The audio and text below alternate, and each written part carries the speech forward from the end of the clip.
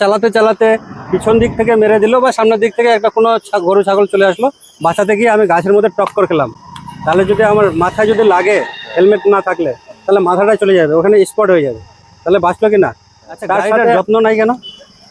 গাড়িটার যত্ন নাই তো যখন নিয়ে বেরোলে এত নোংরা তোমাকে চালাতে ইচ্ছে করছে? ইস, তুমি দেখো হ্যাঁ, তুমি ডিস্টার্ব করবো তো কামড়াবে না? ওই যে দিয়ে গেছিল না আপনাকে? কোথায় যাবা? বাড়ি যাবো। বাড়ি কোথায়? গুড়খেরে। হেলমেট পরো না কেন বাবু? করতে হবে। এত সুন্দর চেহারা, যদি এরকম কোনো কিছু হয়ে যায় রাস্তায়,